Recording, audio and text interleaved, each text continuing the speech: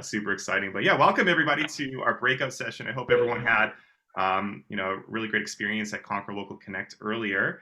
Lots of great stuff to talk about. This particular session is all around our Q1 product releases, everything except Proposal Builder. But if you want to chat about Proposal Builder too, by all means, we can get into that too. We're gonna just quick few discussion topics. Like this is pretty open, so it's your chance to ask questions. We have several of our product managers, developers, engineering managers, product marketing managers, all on the line here from Vendasta. We got Levi, Pranay, Adam, Sanjay, all here to answer any questions you might have about our recent and upcoming product releases. So feel free to ask questions in the chat, raise your hand, just unmute yourself, let us know what you thought. We're going to give you a chance to connect with obviously other Vendasta channel partners in this session too. So you might be able to connect with them offline later or in the community later. And we're going to chat a little bit about some of the biggest takeaways that you had from the event too. So what you liked about it, what you're most excited about. And if you stick around to the very end here, we're going to wrap things up right around, well, it's 12 our time here in Saskatoon, Canada, but just at the top of the hour, wrap things up. We're going to spin the Wheel of Fortune, and we have a Vendasta swag bag to give away to one lucky attendee here who sticks around to the very end. So stick around, and you'll be entered to win that draw. But yeah, just to kick things off, if there's any, brave soul here who wants to mute themselves, talk a little bit about what they thought of the event, we'd love to hear from you. What are some big takeaways that you have from Conquer Local?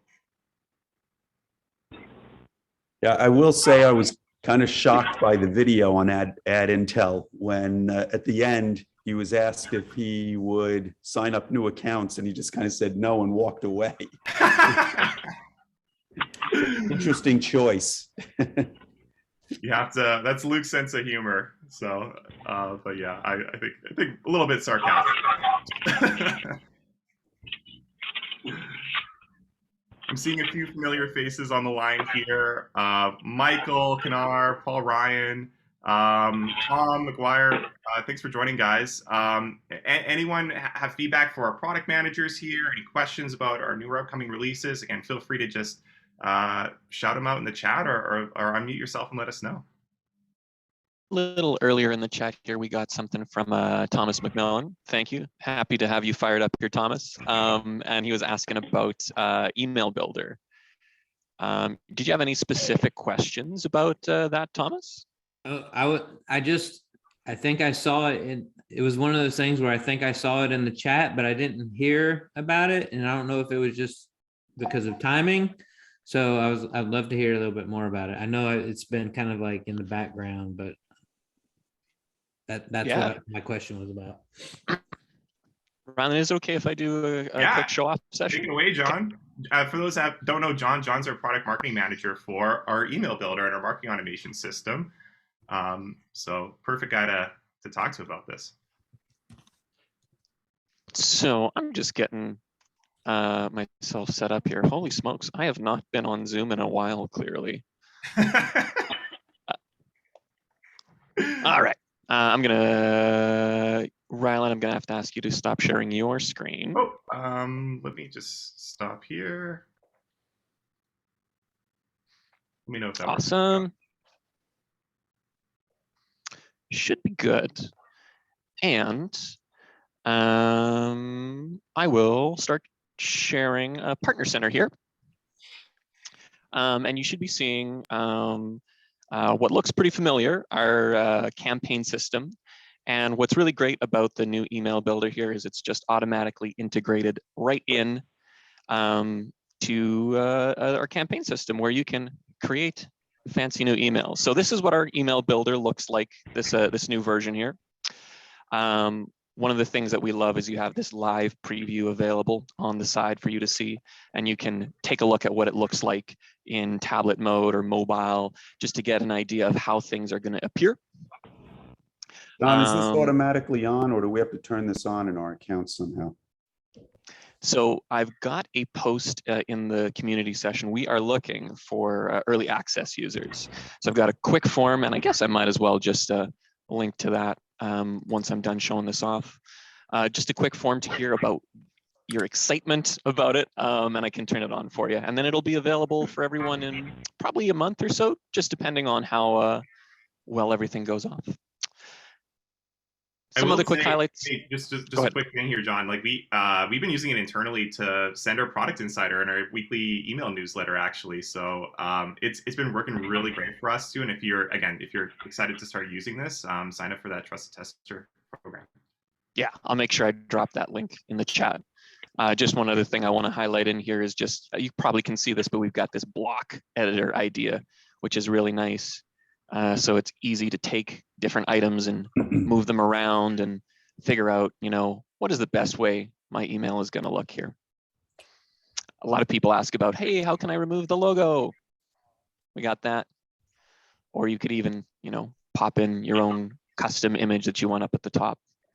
Like maybe you're going to show off how excited you are about Proposal Builder, for example. So yeah, I'll drop this in the chat. Unless there are any more questions about Email Builder. There's so many things we can talk about. I don't want to take up too much time. Yeah, any other questions for John about the upcoming Email Builder? Awesome. I'm excited too, Thanks. Tom. I mean, it's absolutely fantastic. John, and thanks for the note there. Yeah, John, Paquette says you say the permission, you need permission. I'll make sure we can get everyone access there. That's probably my bad. Didn't turn I it appreciate it. No available. worries. Appreciate John. that. John, can I ask a question? Of course, Sure. yeah. Will we be able to add custom fields in the email builder? Oh, I love that question, Tim. That's not something that's available at this stage of the game, but I know that, well, I think I have an idea of why you'd like to use it, but let's hear it in your words. Why would you like to use custom fields in the email builder? Well, I mean, if I've got data from elsewhere, and I want to pull them in into the account, and then send emails, I want to be able to use those custom fields. Yeah, and what kind of custom fields? Like, again, Tim, I think I'm right on the exact same track, but it's always great to hear it in your words to make sure we're building it the right way. Well, for example, if I had if I created an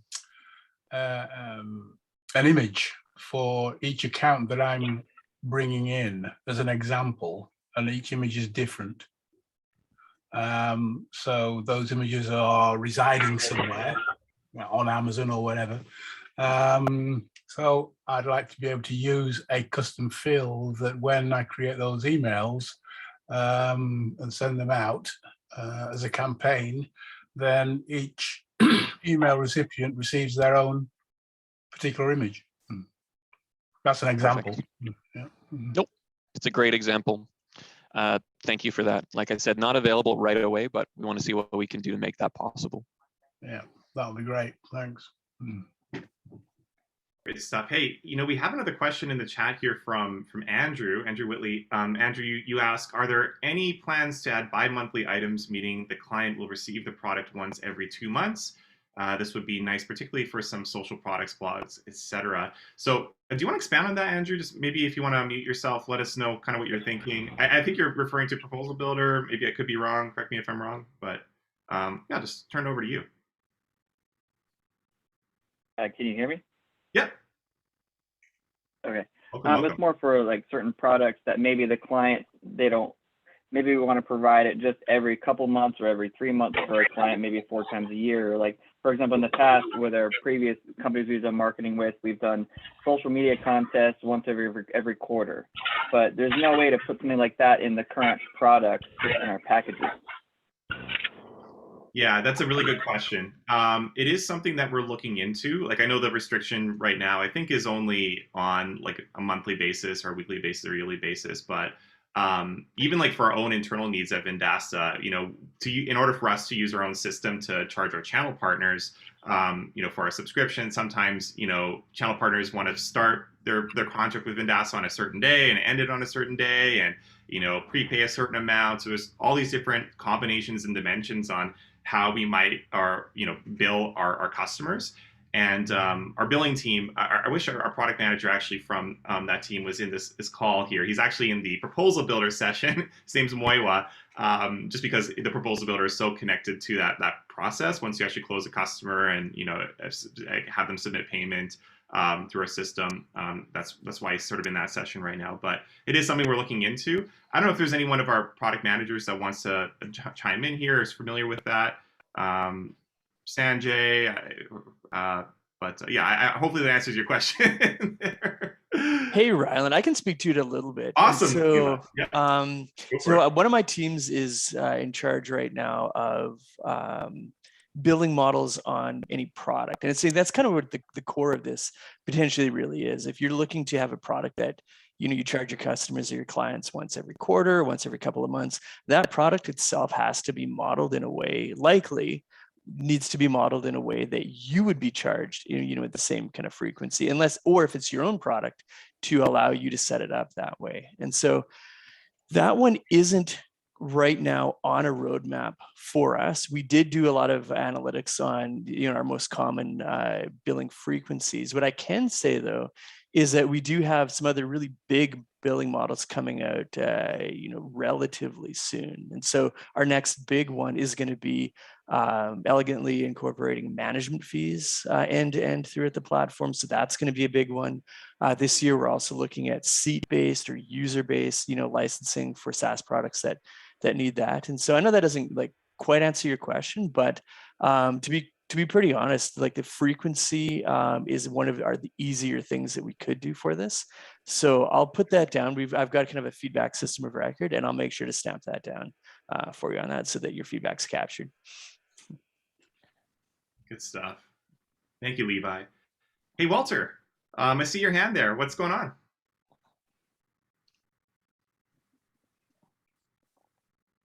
Oh, you're on mute. Oh, there we go. I think you're unmuted. Walter, are you there? Yeah, I'm here. Thank you. Oh, there you are. Great. Great to see you. Yeah, thank you. I appreciate it. Can you expand a little bit on one of the service was just recently excited to see was Audio Eye. I work a lot with deaf and deafblind, and so this is something that I think fits, that I can talk a lot about with end users. Is this like a full software platform that we can use for end users? And is it just a one price setup, or are there different tiers to it? Or can you expand a little bit on it if you have access to that info? Well, we have our product marketing manager, or director of product marketing for our marketplace team on the call here, vendor team, Pranay. I'll turn over to him in just a second here, but just for those on the call, Audio Eye, new product in our marketplace. It wasn't actually something that we talked about at Conquer Local Connect, but it's brand new. It's actually just in the past couple of weeks was added. Built to help with people with impaired vision, I believe, to be able to access a website or to access your clients' websites more effectively. So Pranay, I don't know if you wanted to expand on this at all, or if there's any details that you can share with Walter and the team. Yeah, sure. I think great summary, Rylan, on the value prop of the product. Now, with respect to the logistics and pricing, Walter, how about I reach out to you with more specific details, because each product is different, and I catch up with you. Would that be okay? Hey, Walter, I can quick step in for that too. From what I'm seeing on my end anyway, it does look like this product has a single price. I'm looking at I'm in Canada right now, so I'm just seeing the Canadian price. So its wholesale cost is $35 Canadian per month. I could look up what we suggested retails for, but as far as I can see, it's a single price point for this product. Okay, thank you. Good stuff. Thanks, Walter. Very important Thanks, for accessibility. So really great that we have a tool that can help facilitate that available in our marketplace now.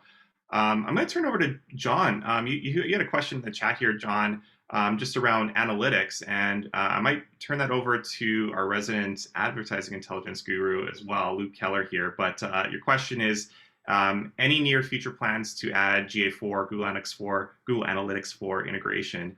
And I believe you're referring to advertising intelligence, but maybe if you want to expand on that a little bit, John, before we answer.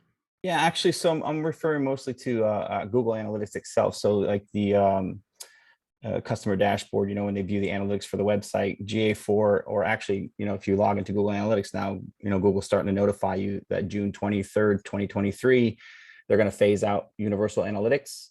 And what I've noticed was it doesn't carry over the historical data from universal analytics. So when you set up your GA4 tag, it starts collecting data from the time that you set it up. Now, the good thing is you can set up your GA4 tag alongside your universal tag, so you can start collecting data now. But I was just curious if there was any plan to getting GA4 integration for the platform in the near future, anytime. Yeah, so since I was working on getting Google Analytics into Ad Intel, this is something that I've started to look into, and that we do have an investigation already planned for this. The biggest questions, as you mentioned, that we need to answer are going to be what's going to happen to that historical data. It shouldn't affect us too much with the old universal analytics connections, but adding that support is a priority for the near future. I don't have a specific timeline on it, but I am going to be investigating that pretty soon. Awesome. That's great news. Right on. We have a few, I think we have a few other questions in the chat here. I'm just scrolling back here, but if anyone else wants to just throw something out here, raise your hand, unmute yourself.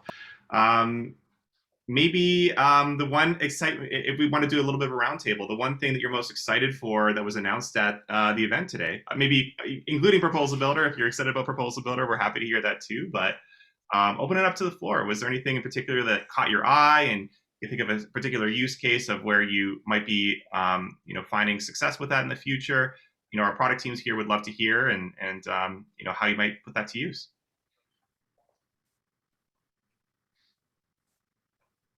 I wouldn't mind reopening the question about ad intelligence and figuring out how to get that ad spend data. Sure. showing. Yeah, we can jump back to that too. So, Mike, you were in the advertising intelligence platform earlier, and yeah, you just weren't able to access the ad spend. Yeah, it used to show spent, the amount spent, and then I don't know when it disappeared in the last week or so, and I don't know where to change that setting to put it back on. Yeah, that can be a little bit confusing because the settings page has two different views, one that is meant for SMB level and one that is meant for partner level. And I believe Right. the setting doesn't even appear if you're on the SMB level view. So in order to see the setting, it should be on the settings page under a section called ROI calculation. Right. But you'll have to make sure you're accessing the app as a partner. And the way you can tell is if the partner ID is in the URL that you're currently on. Okay. Which it's not. So I'm in as, I guess, the SMB. Mm-hmm. So I did toggle on the ROI calculation. Okay. Yeah, I'm guessing the second setting just isn't appearing then if you're on the SMB level view.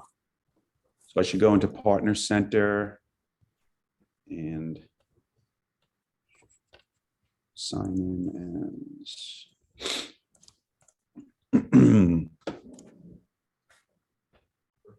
Yeah, I don't see where I'm supposed to go in Partner Center. Do you have, if you can pull up the business that you're accessing in Partner Center, and then just go to Advertising Intelligence by selecting the product itself under Products from Partner Center. In their account, as their activated products.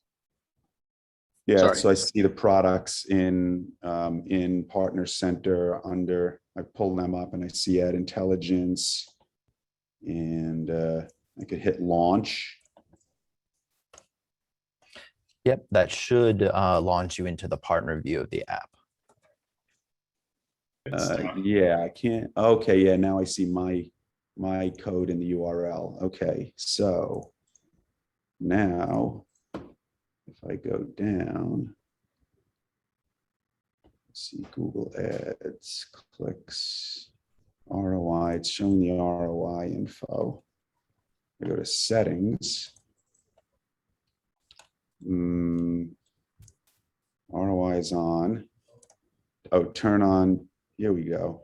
Turn on to display cost per click and client spend metrics. Yes, that's the setting you're looking for. Huzzah! I don't know why did it have to be hidden like that? Yeah, that is a little bit confusing, and I wanted to at some point make sure that that was easier to see. Just because we have those differences between the business and partner level views right now.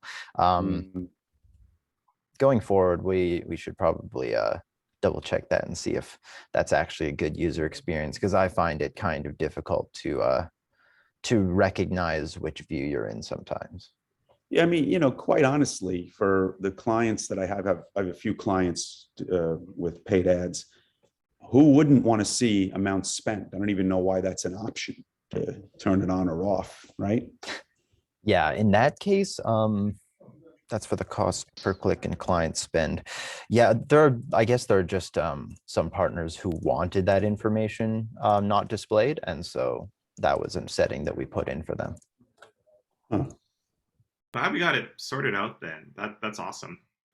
Thanks for sticking through that, Mike. I appreciate it. I have a question here from, sorry, it was around, so Patty has a question here, and I think it's to do with our listing builder product. So I can read it out here, Patty, but I'll, if you want to mute yourself and just talk a little bit about your question. And then we have some hands up still here with Julie as well. So we'll turn it over to you in just a second here, Julie, too. But for our listings team, we have Akeen and Luca on board here. Your question is, are there any plans to update Listing Builder to display the new Google Business Profile name and the new Google Insights reporting? So I don't know if you want to expand on that at all, Patty, and mute yourself and let me know if there's anything else to that. But we have Akeen and Luca here who could potentially answer that question for you. Yeah, because in the Listing Builder, we're still seeing all of the old naming conventions. Yeah, the Google My Business. Google My Business. We're still seeing the older version of the reporting versus if you go into an actual Google profile, you can get the new Google Insights, which has a lot more in-depth information where you could pull the ranking as to how they're being searched. It will give you keywords that were used to find the business, which is a lot more valuable to a client. Okay, Patty, I can give you an update to that. So the last sprint we just had, we completed the migration to the new Google Business Profile APIs. So right now the team is currently working on the rebranding of Google My Business to Google Business Profile. So from next week, you'll probably start seeing new changes to every mention of Google My Business to Google Business Profile in the entire Vendasta platform and in our marketing materials. Then we are also going to prioritize the new Google Insight reportings that you mentioned, and also some new changes that we're going to also make to how we're syndicating Google, especially in some attributes that we're sending to Google, especially like special hours. We're going to be prioritizing that in Q2. So expect some improvements in how we manage Google in the Listing Builder app in Q2. Okay, that'll be great. And one more quick question. So if you're making those updates, which are going to be extremely beneficial, is there any hope to see on the executive reports the new layout for the local search results mapping that is currently only on the snapshot report start being incorporated? Currently, that's not prioritized now. I can always sync with snapshot team for that SEO card to be incorporated in the executive report. It would be very beneficial because, it's used for the snapshot, but for our team, we really see it even more relevant and beneficial for active clients once they're sold, to really see where their listings, primarily that Google listing, where it's ranking. Okay. And compared to their competitors. Yeah, And that's really especially great. with the vicinity update is huge. I mean, it's vital. It's what we all do. So why would we not want to utilize that?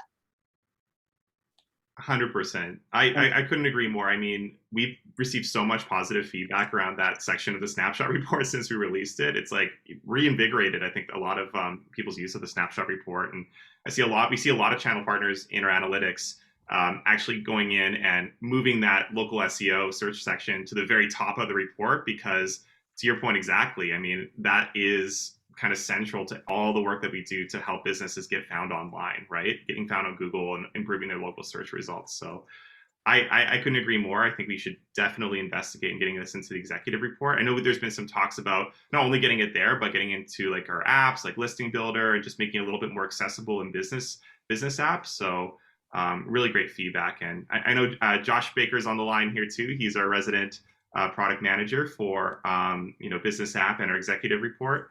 So I don't know if you have anything to say about that, Josh, but really great feedback that's coming in here around that. Moving right along here. Sorry, Julie, you had your hand raised. Can I turn it over to you? What you got for us? Absolutely. Question. I've been around the platform a very long time. You guys continue to like blow me away on all this stuff. And I've used a lot of outside external stuff, and you're starting to add things in. So I'm trying to make decisions as to, where the jump off from another platform should be to staying inside the Vendasta platform. I'm working right now on building a series of pretty extensive inbound marketing funnels. And like for one, I'm building on the customer journey and building out some processes. And as I was watching the email builder and the systemic automations as well as the marketing automations, can you see or say, based on what you guys have developed and your competitive intelligence team, how that competes in the marketplace with, like, for example, in the music industry, there's this thing called TunePipe. In the just general industry for marketing, ClickFunnels, a couple of others I've been, just sort of investigating. Am I off the mark that this would actually work like that, or? That's a really great question. I mean, I'll just let you. I'll take give you a little peek behind the curtain here, Julie.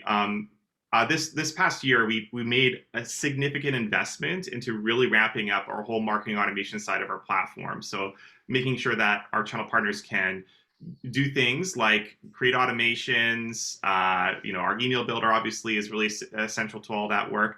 But you're asking the right group here, because I have John Nair. He's I've already introduced him, but John's our product marketing manager for our marketing automation project and our initiative. So I don't know, John, if you have any comments for Julie here, just on where we're seeing what we're seeing in the market and what we're seeing from our channel partners.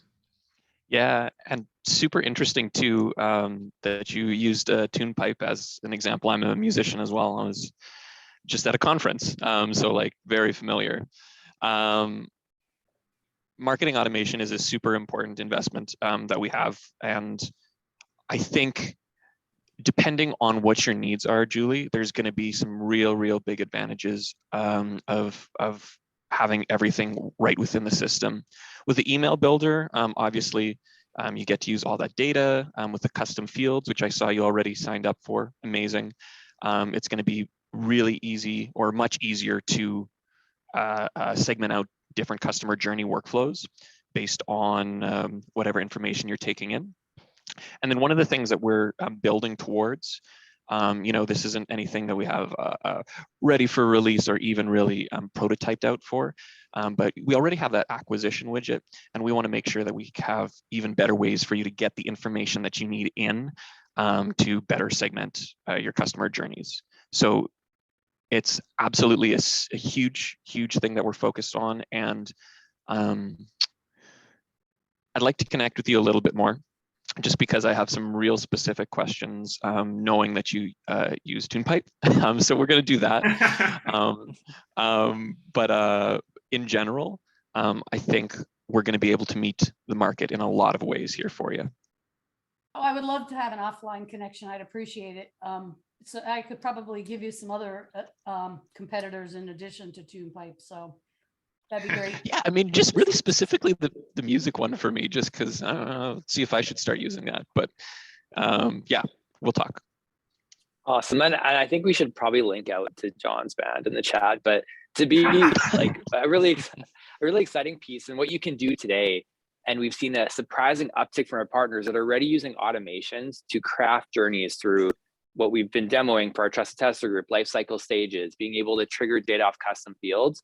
And so I'd say explore in the automation space, see what we currently have in this. And I think the vision that John described is exactly where we're heading to, using the intelligence of the Vendasta platform, SMB data, having really timely and relevant data leading up to that product activation. I think that's the space where we can really compete and offer a unique advantage compared to our competitors. Right on. Thank you for that question, Julie. We're going to wrap things up fairly quick here, everyone. So we got roughly 10 minutes left here. So if you have any last minute questions you want to ask our product team, again, feel free to raise your hand. Walter, I still see your hand raised there. I don't know if that's, if you have another question for us or it was just from earlier, feel free to let us know. Yeah, if you have any questions, drop them in the chat. Feel free to unmute yourself. But in the meantime, I really want to spin this wheel of fortune and see who is going away with a lucky Vendasta swag bag here, just for participating in this session. So I'm going to turn it over to Levi. Levi, yeah, what you got? Are you able to spin the wheel and tell us who will win this lucky swag bag from Vendasta? Yeah, I am ready to go. So I'm going to share my screen. And this is the first time me doing this, so we'll see how well this works. But first of all, fingers crossed. First of all, I just want to say that I've been fiercely typing in everyone's name in here. If you don't see your name up on my screen right now, please say something and I'll put your name in. Also, there's a lot of us Vendastians, and if I accidentally put somebody from our company in here, also say something, because I don't want to give you this this wonderful swag bag. So maybe I'll just pause for a couple of seconds and somebody just shout out at me, unmute yourself if you don't see yourself up here. It'll also let us build up a little bit of anticipation for Drum this. roll, please. Okay. Oh yeah, you can remove Kyla. That's Kabara. Where do you see Kyla? Kabara. I must be blind. Don't worry, it won't land on this. There you go. Anyway. Oh, here. Okay, there we go. Perfect. Okay, here we go. Without any further ado, I'm going to hit this button, and somebody is going to come out as, in theory, a winner here. Here we go. Wait, I got a question. Too late. Too late.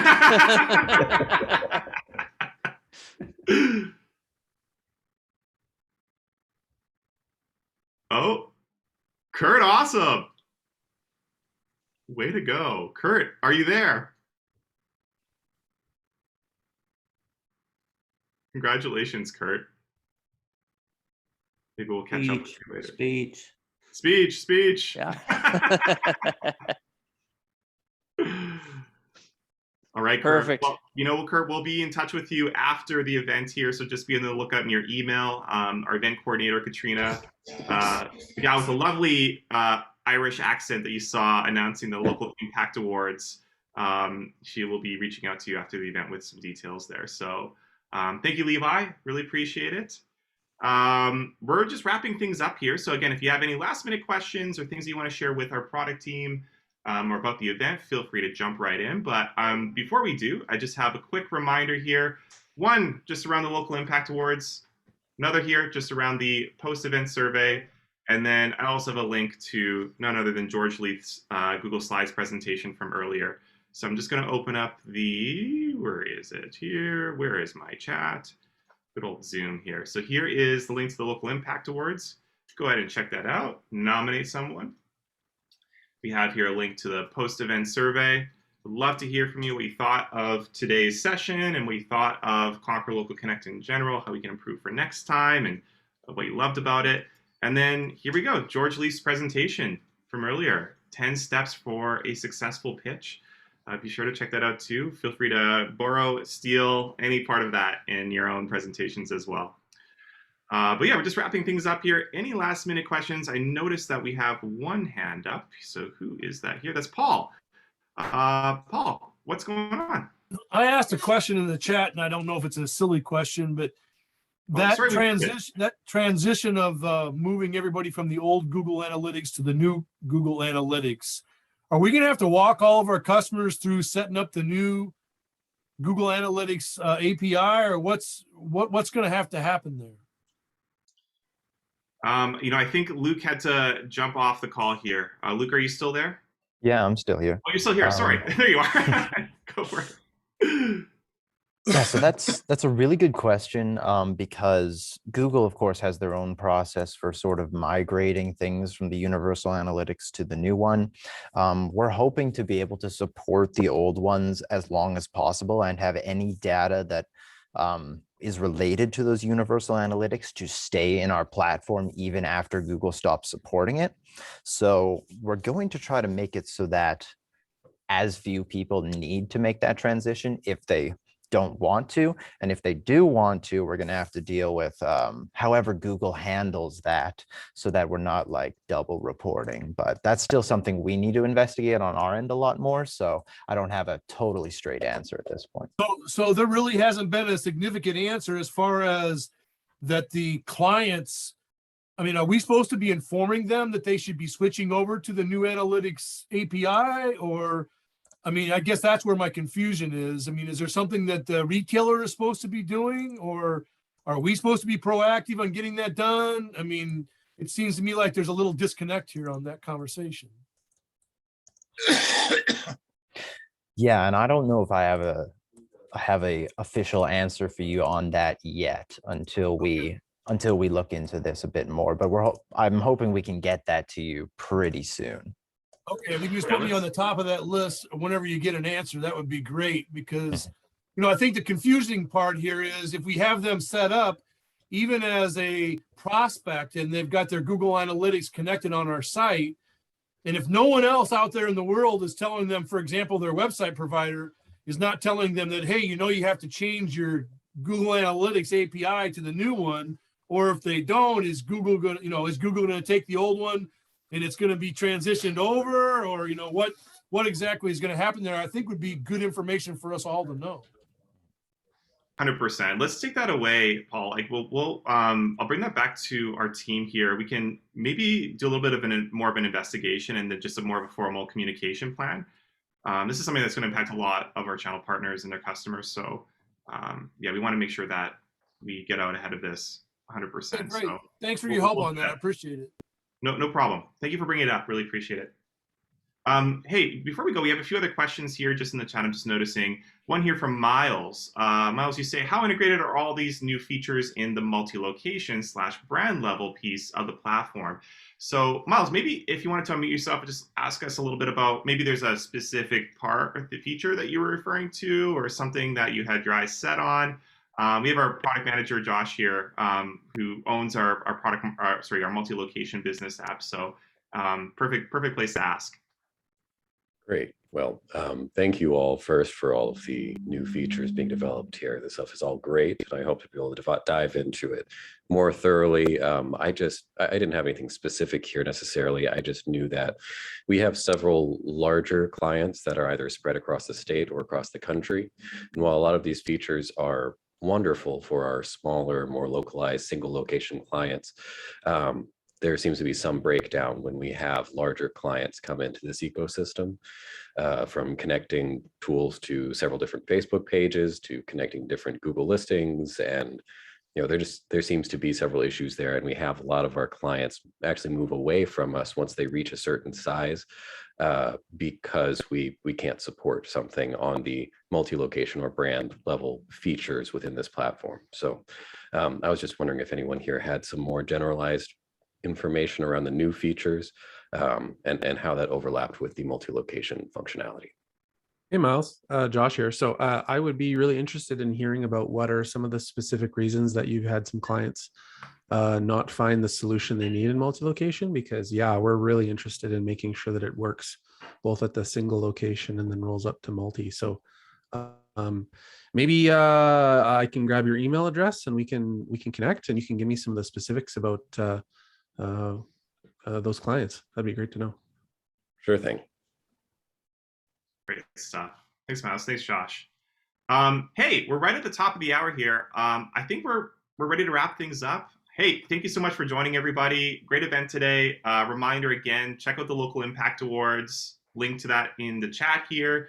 Got the Google form here for just any sort of feedback you have on the event. And of course, George's presentation from earlier.